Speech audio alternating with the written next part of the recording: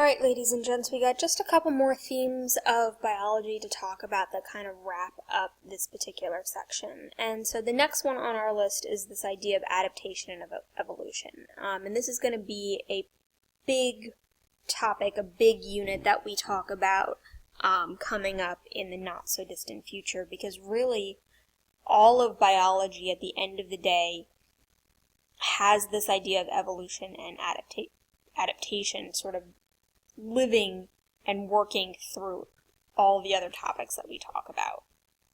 So just to kind of give you a brief overview for now, when we're talking about evolution, we're talking about this process that happens via natural selection in species over long periods of time. So it's these changes that are happening in these species as they adapt or inherit certain traits that increase their ability to survive in the current set parameters that their environment is dictating to them.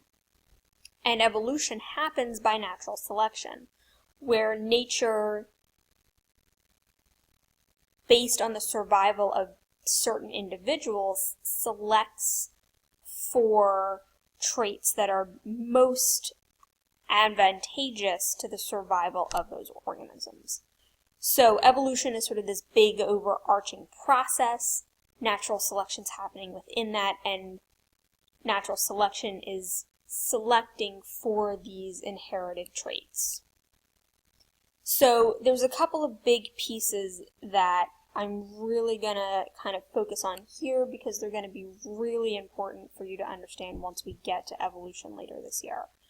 And that's the idea that those adaptations have to be inherited traits, meaning that they have to be characteristics that are actually coded for in the organism's genetic information. They have to be able to pass it on to their offspring.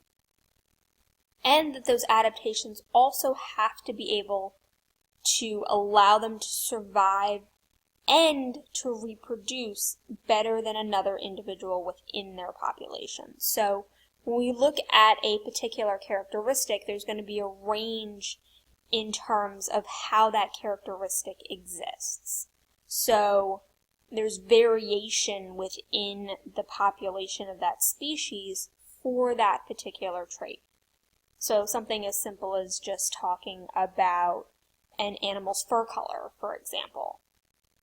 Some are going to be lighter, some are going to be darker, some are going to be somewhere in the middle, and a particular range within that fur color might be more advantageous to its survival because maybe it helps it blend in better, right? So that's an adaptation that is coded for in their DNA, and as a result helps them survive better, which means they produce more offspring based on the color of their fur. And so as the population evolves over long periods of time, many generations, we'll see a shift in that fur color to the color that happens to be more beneficial to that set of parameters in the environment. Should the environment shift, well, now that variation may change and evolution may happen again. The other piece I want to point out for now is that individuals are not the ones who are evolving. We use that evolution term a lot when we're talking about you evolving as a person, right? Changing based on life experiences. But here we're talking about biological evolution. And so an individual can't change the set of traits that they are born with. They're inherited. It's based on their DNA, their genetic code. But what we can see is that the frequency at which a particular gene increases or decreases can change in the population over time because there are certain individuals with darker fur who are surviving and reproducing more often. They're producing more dark furred offspring, and so that becomes the change that we see in the population over time. So it's not an individual who changes their characteristics and evolves in their lifetime.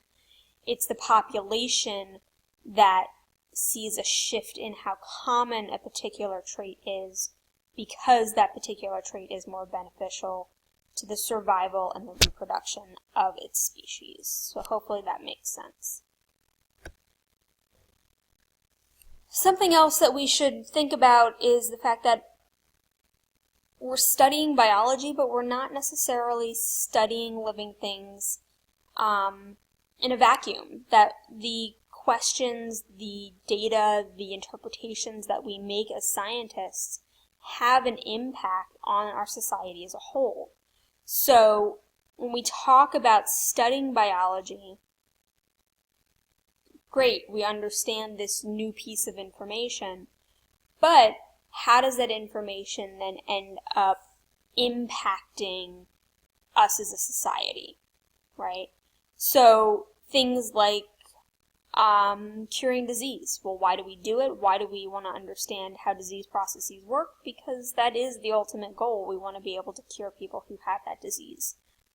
Genetic engineering, understanding how genetics work and how plant biology exists, or how livestock can grow and reproduce.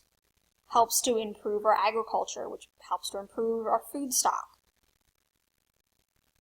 Stem cells, right? Think of a lot of the controversial issues even that come up. If I can screen for genetic information, genetic disorders, that's great. That may help improve disease recognition. I may be able to eradicate diseases, but what does that mean for some of the ethical implications? Should I be able to do that?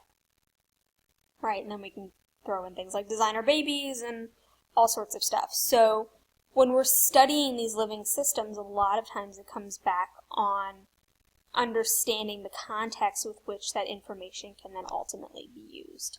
And at the end of the day, biology is science. So we're going to follow that scientific method, go through that scientific inquiry, ask those questions, use those observations and experiments to ultimately find answers to those questions, support projector hypotheses, so on and so forth. So at the end of the day, we're still limited to studying what science can actually study.